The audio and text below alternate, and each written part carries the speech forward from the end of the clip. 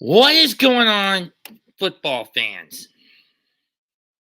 We're about 3.5 hours away from Super Bowl 56.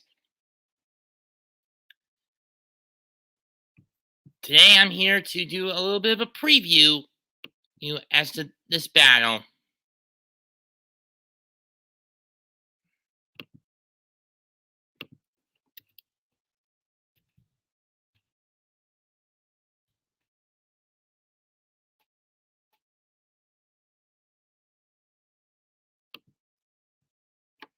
Between the Cincinnati Bengals and the LA Rams. Just waiting for someone to get in to help me out with this one. I'm not going to be doing this. This isn't going to be a fairly long stream. For those wondering.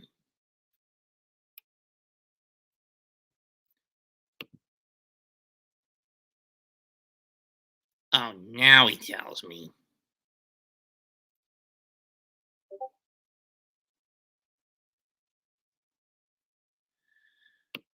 Well, anyway, this is a sleeper matchup, in my opinion. On paper, this matchup between Cincinnati and LA looks pretty good to decent. I mean, when you look at these two teams, they seem to be cut from a similar cloth. They both had pretty bad years last season. I mean, and how they had to rebound. For the Bengals, they have a fully healthy Joe Burrow. And while he struggled out of the gate, he has turned it around for the better. I mean, you could say that the Bengals just barely won the AFC North Division. You could say they just barely got by the skin of their claws and their teeth to get to the Super Bowl. On the other hand, it was a massive trade. It was basically go in all in now or nothing this year for LA. As they ended up getting Von Miller, who was the Super Bowl MVP in 2015 with the Broncos, and Matthew Stafford, the longtime Lions quarterback, in exchange for some draft capital, giving up some draft capital, and Jared Goff, who got them to the 2018 Super Bowl. And he got his ass kicked by the New England defense. That being said, you've got to wonder how this is going to pan out. What do I see when I look at the Bengals? On the one hand, it's the word that defines this season for them is tenacity. They will come at you no matter what it takes to get the job done. Their offense will fight tooth and nail for every yard. Their defense will hold the line as hard as they can. And let me just be blunt. Many of their wins all their wins in the postseason, whether it was against Vegas, against Tennessee, and against Kansas City, they were about as ugly as a bowling shoe. Simple as that. Happy Super Bowl Sunday, Darwin. You're not the one I wanted in here at the moment. That being said, and on the other hand, the Rams had a much, at least on paper, easier road to get to this point. In the first round, they decimated the Cardinals, who were flying high at the start of the year, but couldn't finish the race at the end, and dropping 6 of their remaining 9 after winning their first 7 or 8. And I mean, they decimated the Cardinals. Then, by the skin of their teeth, after nearly blowing a 21-point lead to against Tampa, they managed to get on the final kick of the game. And then you have them basically taking down a team that had been their kryptonite, the San Francisco 49ers, in this conference title game. For the second year in a row, the team that's hosting the Super Bowl is also the home team. Now, do I think it's going to have the same outcome as it did with Tampa over Kansas City last year? To be honest, this time around, no, I don't. I think the Rams had the slightly easier path getting to this point if you take the Cardinal game into account. But if you remove that game from the equation, it's pretty even in between these two teams. And I think Cincinnati is going to put up more of the fight. I mean, you do have players that have been wanting a Super Bowl since they arrived when they did. Matthew Stafford couldn't get anywhere with the Lions, and by the time he decided to leave, that team was a damn train wreck. And he had been to the postseason 3 times with that team: 2014, 2011, 2014, and 2015. In none of those instances did he get to the postseason. In the case of the Bengals, Odell Beckham Jr., he's only gotten to the postseason once as a Giant. As we all know, that boat ride fucked him and the Giants over.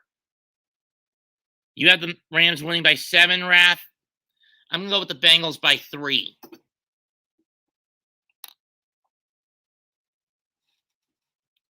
But we don't know. That being said,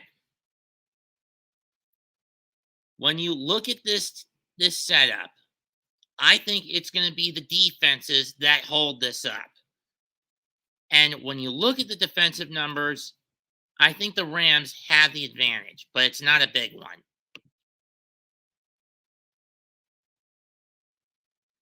Let me just double check.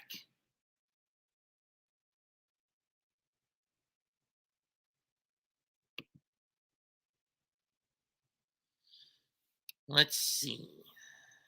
Bengals had a point differential of plus 84.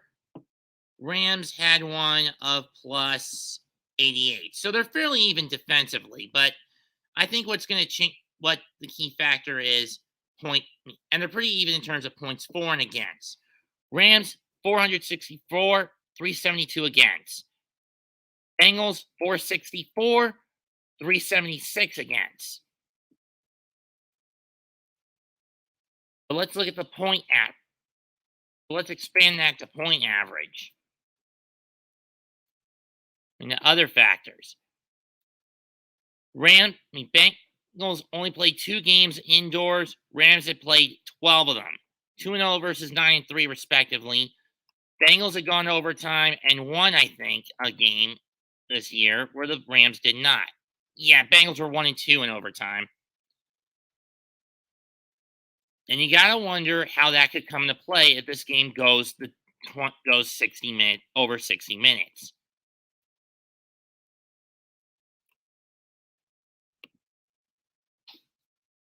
This is going to be a tough game for both sides. That's as far as I'm concerned. Especially when you look at the coaches. For the Bengals, this is their best playoff run in 3 decades. Since 91, they finally won a playoff game. And who do you have to thank for it aside from the front office?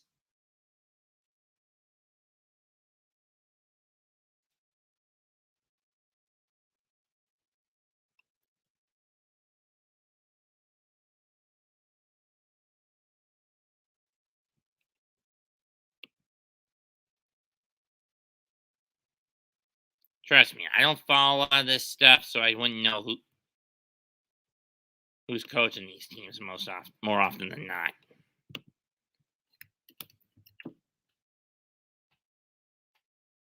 Zach Taylor.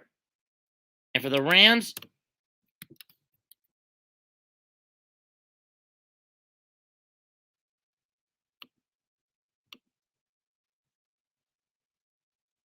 Sean McVay. Relative young boys in terms of coaching. I would agree the O-line is key to the game for the Bengals, Raphael, but I think it's going to be the defenses that are going to be the deciding factors, in my opinion. Don't get me wrong, I will not discredit the Rams' defensive line, O-line.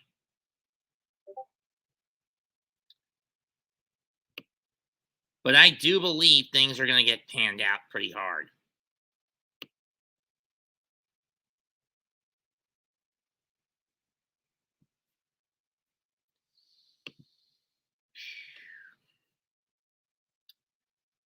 And then you wonder what these two teams are going to do for the draft after this game's over. Because remember, after this, it's 7.5 long, agonizing months of waiting for the regular season of 22-23 to begin.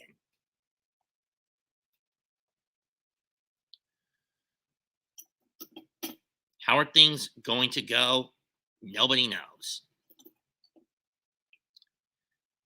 If you ask me, the key Another key factor of this game will be the starting quarterbacks. Joe Burrow for the Bengals, Matt Stafford for the Rams. Neither have been known to be very consistent, but they have shown more grit than one would expect. The veteran know-how of Stafford versus the youthful enthusiasm of Burrow. Can Burrow put together the winning drive, that the winning tenacity, the winning edge that got him as far as he was in LSU when he was at Louisiana State? Or will Stafford's experience and know-how be able to win the day for the Rams? But then again, in terms of their Super Bowl experience between these two quarterbacks, this is their virgins in regards to this. You're not the only one that's praying for no blowout. I mean, especially when we got last year, what we thought was going to be a decent matchup of experience against youthful enthusiasm between Brady and Mahomes, ended up being a massacre where the Bucs D just picked Pat Mahomes apart in last year's Super Bowl.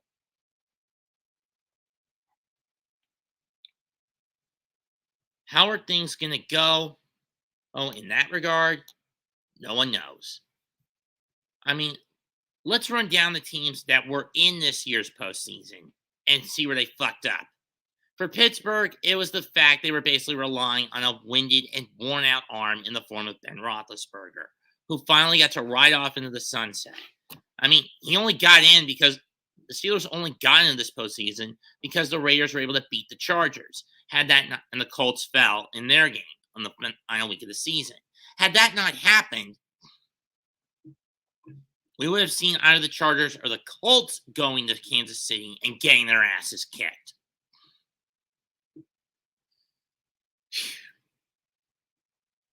For the Patriots, that was a total stomp they suffered at the hands of Buffalo.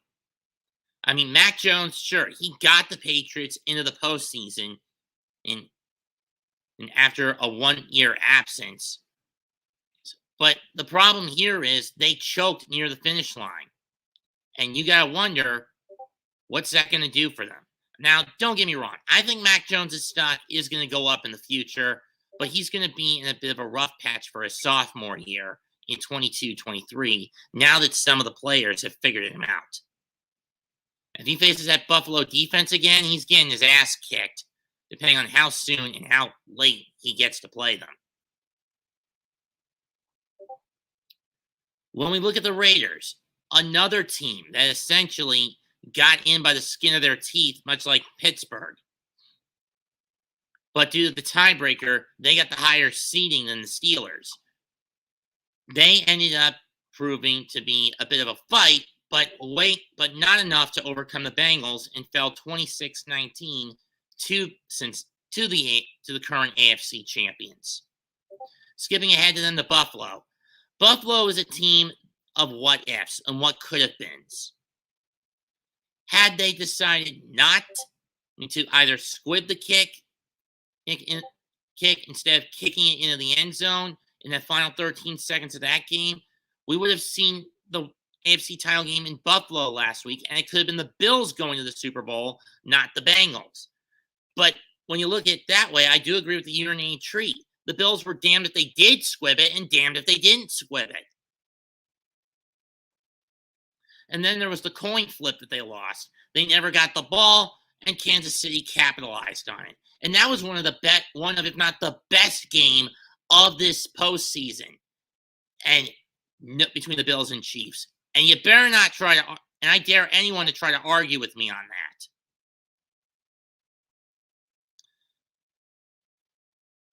Then you have the Chiefs, a team that basically decimated Pittsburgh and put themselves through a hard fight with Buffalo. But unfortunately, Kansas City, they laughed off as a joke, the pinnacle of a champion's hubris. And once they got that 21-3 lead in the start of near the end of the second quarter, their world started to come crashing down.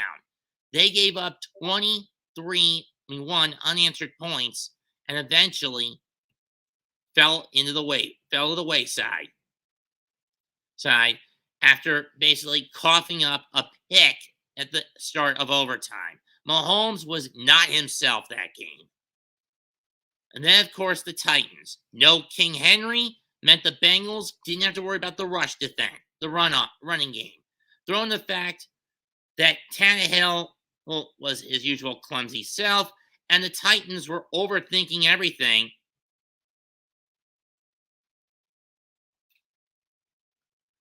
That they made stupid decisions. I mean, going for a 2-point conversion, stupid. Kick a field goal and you would have lost by a kick the PAT would have been the more logical option to go. You would have had a 1-point lead and you would have ended up losing by 2 instead of losing by 3. That being said, that's how the other teams fell to the wayside. Let's move on to the NFC. And we start with the Eagles, a team that more or less had to rely on grit and, in some cases, dumb luck to get into the postseason, given how anemic and frail the NFC East is. I mean, you had the Giants who were basically in a seesaw after their first 4 games, winning their next 8, and then falling off and losing their last 6 in a row. Well, because of clown-faced Judge, who I am glad is finally gone. Throwing in a competent coaching staff and coordination staff. And Washington, who basically also got hit with injuries and really couldn't throw things together. Sure, they won 7 games, but that wasn't enough to get them in. But this time, that wasn't enough to get them in. Philadelphia basically got blown to pieces. Jalen Hurts couldn't overcome Tom Brady's sheer might. Moving on to the number 6 team in the conference.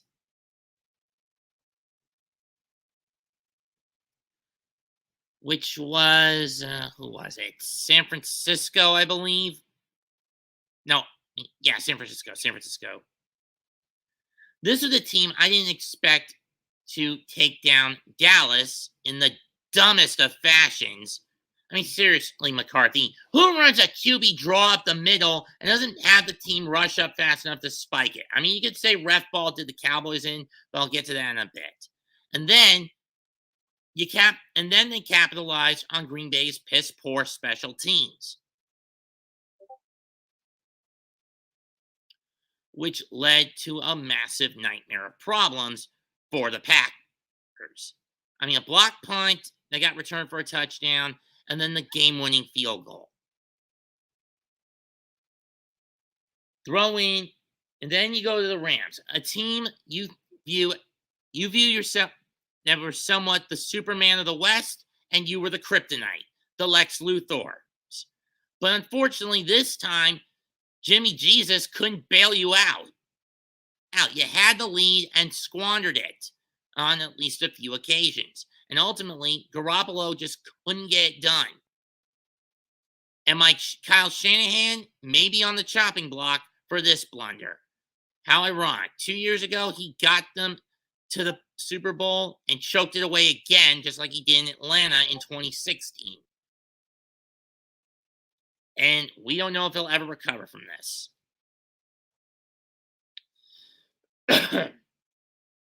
And we got a damn bot.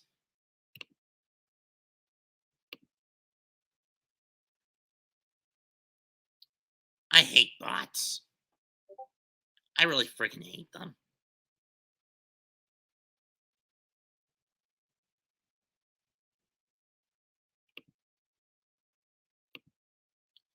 Anyway,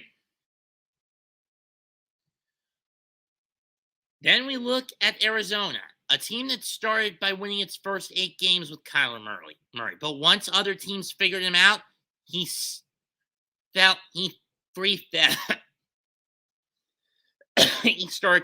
the Cardinals started to free fall as they ended up losing 6 of their last 9 and out of winning the West Division. And this free fall continued into the postseason, where they only scored 11 points in their first postseason game since the 2015 NFC title game, I believe, when they got bested by the Panthers.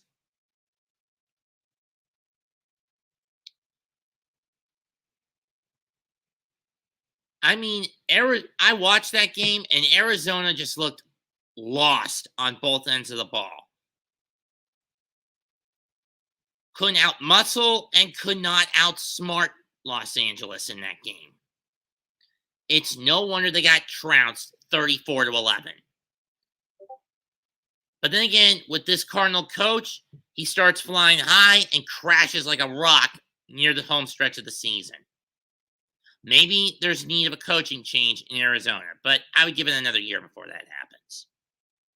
Moving on to Dallas. I already went over that problem. What the hell was Mike McCarthy thinking doing a QB draw as the last play of the game? And one up the middle instead of having Dak run to the edge to get out of bounds and stop the clock and possibly throw up one last Hail Mary. That didn't make any sense to anybody. And yet Jerry Jones brings this old codger in to try to save the Cowboys season. And I'm referring to McCarthy, not Dak, for those wondering. That was stupid on all accounts.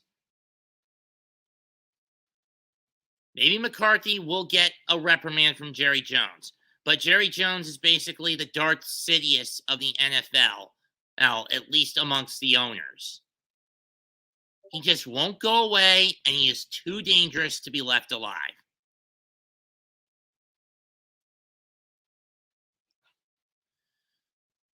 Dallas had a good run, but they were in, again, a very weak and anemic division in the NFC East. A division they've now won in 3 of the last 6 title in 4 of the last 8 years. There's on and off. Don't believe me? Let's run it down. They won it in 2014. Washington took it in 2015. They took it in 2016. Philadelphia took it in 2017. They took it in 2018. 2019, and it was taken in, I believe, by Philadelphia. 2020, Washington. This year, Dallas.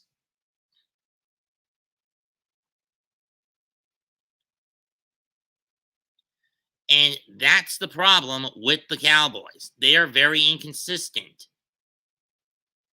And it doesn't matter who's the coach or who's the quarterback, in my opinion. This team needs to learn consistency, especially when it gets to postseason play time. Now let's move on to the Bucs, the former Super Bowl champions. Did anyone expect them to lose as badly as they did to LA?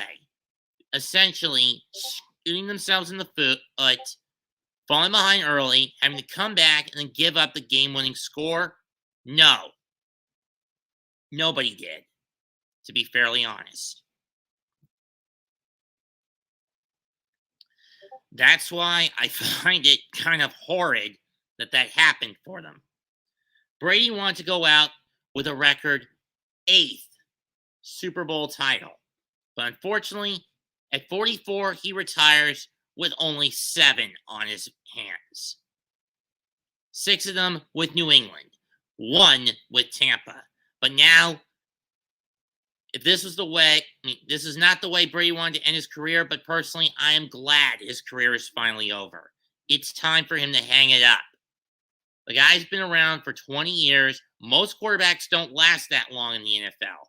At most, they last around 15 to 17 years. At minimum, 10 to 13 years on an average. Especially when it's time for the old guard to step away. Fine. Speaking of the old guard, let's get to the last team I want to talk about that was eliminated. The Green Bay Packers. They had the bye. They were the top dogs in the NFC by way of various tie-breaking intangibles. But what happened? They never addressed the problems with the special teams. A missed field goal by Mason Crosby and a blocked punt ended up dooming them in the divisional round against San Francisco. To put into context, let me put in a video by the urinating tree they put out during those games.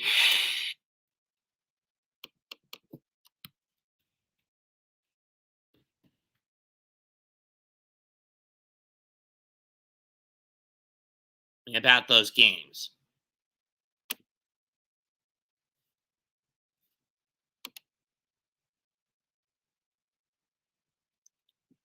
Here it is. The Scorpion and the Frog, starring the Titans and Packers.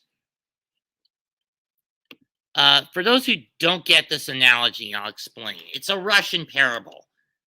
A scorpion and a frog are on the one side of the lake, one to get to the other side. The scorpion asks the frog to put him on his back so he can carry them both across. But the frog says, "Why would I do that? You're just going to sting me before, and we're both going to drown before we can get to the end." The scorpion vows he won't do it, but as they get about halfway across, the scorpion stings the frog and they both drown. The frog asks, "Why'd you do it?" The scorpion says, "I couldn't help it. It's in my nature." And in a way, the inefficiencies of the Packers were their scorpion, namely their special teams, and the fact Rodgers couldn't really get anything going with his receiving core. San Francisco basically had them beat in Lambeau that night. And that's what describes this situation perfectly for Green Bay. Now, given how disgruntled Aaron Rodgers has been the past couple of years with the Packers, do we see him leaving or do we see him hanging them up in 22-23? I say that he'll give it at least one last year with Green Bay, and then he's going to go somewhere else.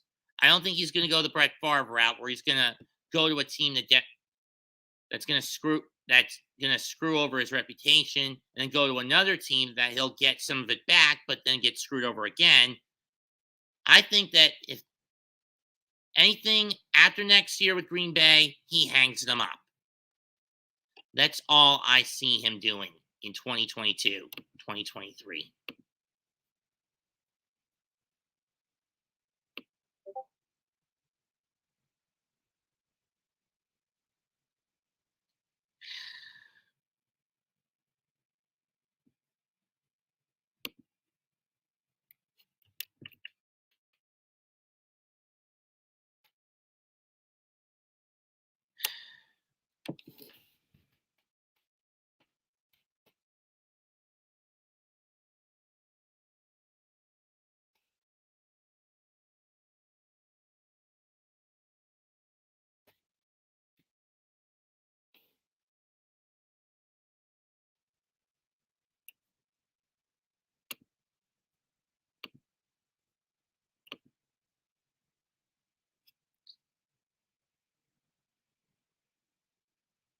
In any case, things may turn out how things are going to turn out tonight. We're just going to have to watch and see. As for my pick, I'm going to go with the Bengals, 27-24 over LA. It's not, and believe me, this game is going to be as ugly as a fucking bowling shoe.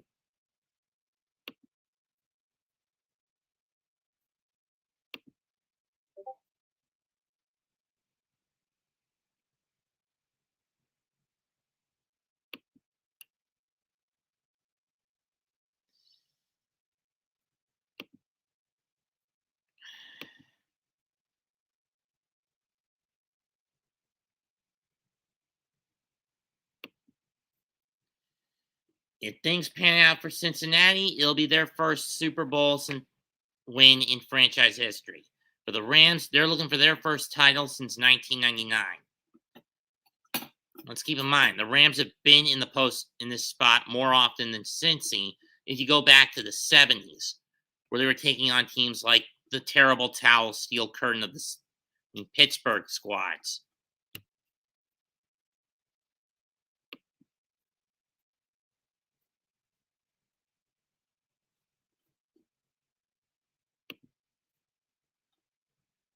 But I don't know how this is going to turn out. I really don't. And for those wondering for the analogy, I'll play the video that I If you used want to earlier. eat healthy and feel your best, you gotta try Kachava. Kachava is the world's healthiest all-in-one Choke City Productions, in cooperation with 1 Yard Short Yes. Entertainment, proudly presents an NFL I don't own the rendition rights of to this The Your Name Scorpion Tree, and guys, the for those Frog, wondering. starring the Titans and Packers as both the Scorpion and Frog. Once upon a time there was a frog, and what a mighty frog he was. He boasted powerful offenses and a strong defense. Some would say he was the finest frog in all the land. But he had ambitions of something greater than where he was at. He sought the greener pastures of Titletown across the river. There the frog surmised would be his glory, fruits of his hard work and efforts, a well-earned Lombardi. The time was now for the frog to cross the river. There would be no better opportunity to do it. However, before he crossed, there was another that wished for passage there. The Scorpion. Dear Frog, he says, it appears you are looking to cross the river. I cannot do so by myself. Will you allow me on your back for passage? The Frog should know better. The Scorpion has betrayed him many times before. It True. manifests in both the Titans and Packers in different ways. For Tennessee, it's in Ryan Tannehill an offensive self-destruction. Losing Derrick Henry to injury left a massive hole in their attack, and it's been repeatedly exposed by many teams, despite Dante Foreman. They may be the number 1 seed, but it was due to the rest of the AFC collapsing on itself and by playing in a really weak division. As for the seemingly impenetrable Green Bay, I will agree. Strangely, this year's AFC American Football Conference was the most balanced that we've seen in a while. There's a little side note in the video. it's in their special teams unit. It was easily the worst in football, giving Damn up right. huge play after huge play nearly every week. The Achilles heel of a team that needed to win by any means necessary. The Frog is rightfully skeptical. Mm-hmm. Why should I allow you on my back? You will sting me when I get the chance, and I will die, he exclaims. The Scorpion counters with this. It would be foolish of me. If I sting you in the water, we both will perish. I cannot swim, thus it's not advantageous for me to sting those that carry me. With this, the Frog agrees, and the Albeit Scorpion gets on his reluctantly. back to be carried across the playoff river to championship glory. Unfortunately, it is in the nature of the Scorpion to sting. It doesn't matter if its survival depends on it or not, but the flaws of the Titans and Packers will cause them both to self-destruct on the river. Tennessee faces off against the Bengals, but like the Scorpion, they cannot resist implosion. Ryan Tannehill made endless bad throws to put the Titans in a bind early, and even when they made progress, the offensive play calling overthought every single situation, thus stinging their outstanding defensive performance and playoff hopes to an early demise. Damn right. Worst of all, Tannehill stung them again with less than a minute left for good measure, allowing Cincinnati to kick the game-winning field goal and drown them in the cold, unforgiving river. If only they had scored an extra point somewhere before. Yeah, essentially rendering their postseason sack record performance useless, referring to the Titans. That could have potentially prevented this situation. In Green Bay's downfall against San Francisco, the offense was stymied by the 49ers' front seven. Mm-hmm. The Packers' offensive Forgot line about was that. limited and that fits all game. But even for Aaron Rodgers being unable to bail them out in 48 yards of total offense in the second half, the god-awful special teams stung them at the worst possible times. Damn A right. field goal blocked before halftime, and a punting unit that allowed open passage to every invader. Worst of all, on the San Francisco field goal that ended them, they only had 10 players on the field after they had called a timeout. Their Scorpion stung them in brutal fashion, since this was their last chance to make the crossing. As the Frog realizes he's been stung, he cries, Why did you sting me, Scorpion? man? Now we will I both won't die. die. The Scorpion then explains his actions. I cannot help it. It's in my nature to sting. Hold on, folks. There is nothing I can do. Yeah?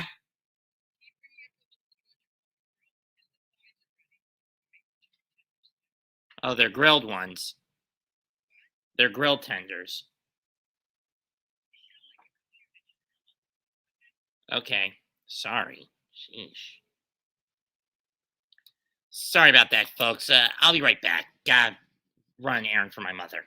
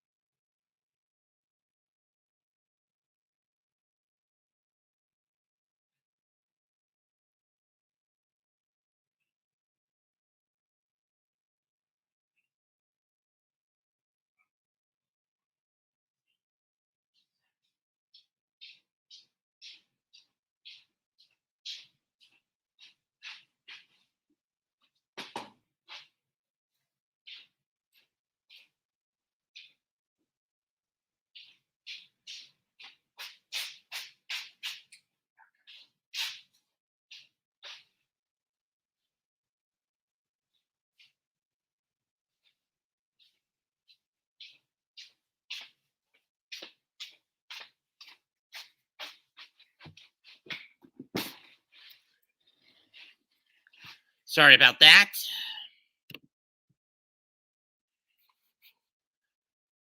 No, it's my lunch. Late lunch, but it's a lunch nonetheless.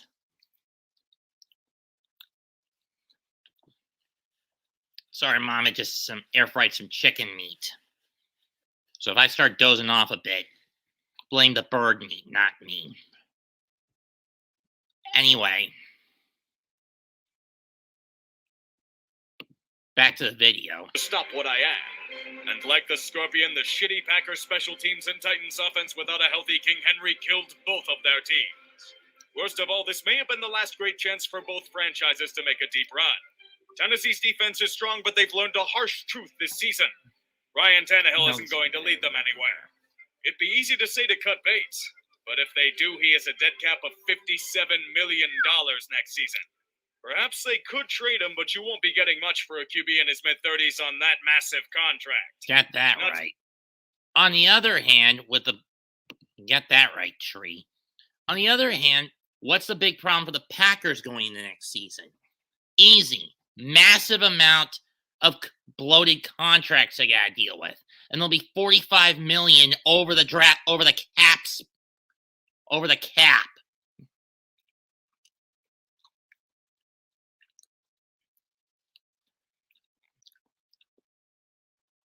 You think a team would be able to handle that?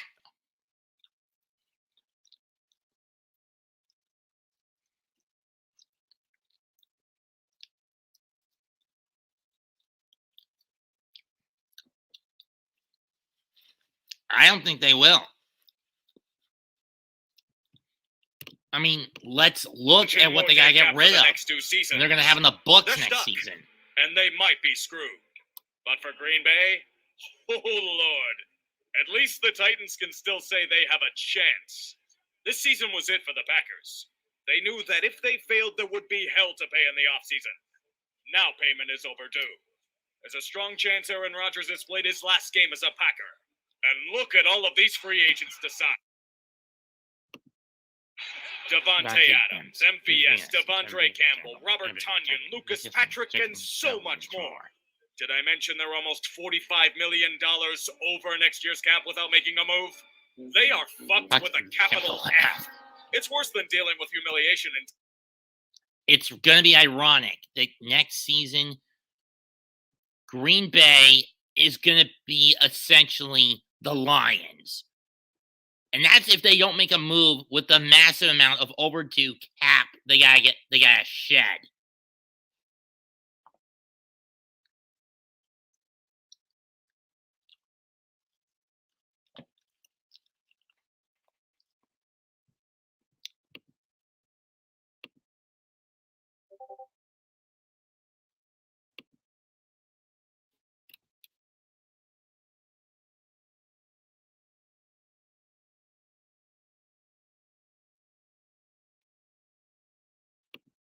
On by the rest of the NFL. They might be going back to the 80s.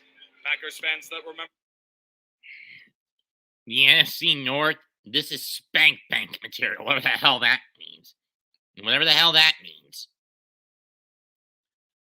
But when you look at things, at how it's going to shape out in the North in 22-23, I think this is the chance the Bears and the Bears, Vikings, and Lions have all been waiting for. Because with the exception of 2018, who has run the table in the North? The fucking Packers as the division champs. And maybe 17 with the Vikings. But that being said, it's always been Green Bay running the table up north. So how do you fix this problem? You let the Packers implode on themselves. Take to the bottle. Like it has always been, the nature of the Scorpion cannot be controlled. It will force teams to self-destruct on the playoff river, despite all intentions. Mm-hmm. The only things we can see now are decaying corpses. Of so many like-minded frogs and scorpions littering the playoff river. Yep. The Packers and Titans are just more to add to the shallow grave. Yep. A cold outcome for bitter defeats. Got that Failure right. wasn't an option for either team, but nature still took its course. Mm-hmm. And now they themselves fall into the abyss. Possibly for a while. But really, Packers, you've done nothing but fail miserably for the past decade. You deserve to be shit for a while. Fuck off out of here. Damn right they deserve to be shit for a while. And personally, anyone who knows, I've already mentioned my brother-in-law is a diehard Lions fan, and he'd be jumping with joy if he wasn't so apathetic to what's gone down.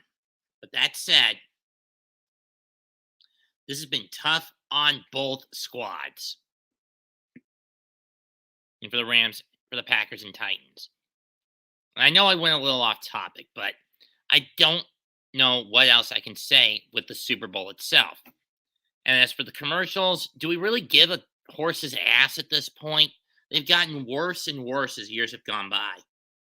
If you ask me.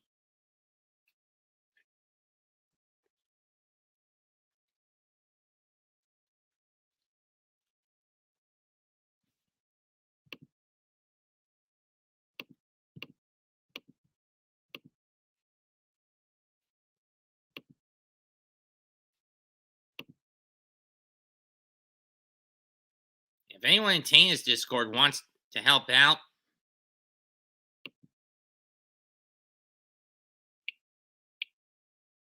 they're free to do so.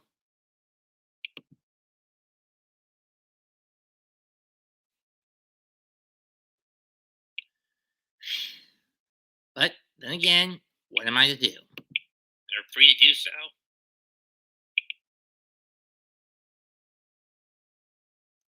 Well, at least someone gets my complaint with the modern day commercials that they suck dick. Then again, what am I to do? They're free to do so.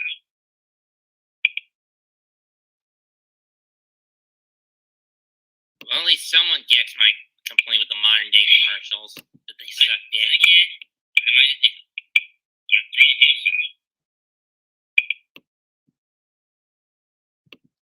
By the way, Raph, I've made you a channel mod. Your job is basically hunt down trolls who put something like what Motoi put out earlier, or basically running their mouth for the sake of not, being a bunch of trollish jerkwads, and getting rid of them. That's your job now.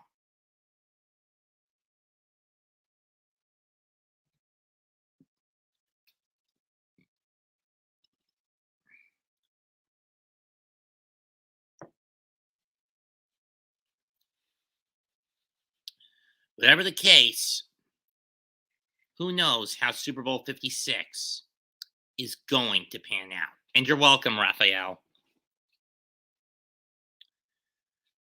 Well, I said I was going to do this for at minimum 45 minutes, and my time is up.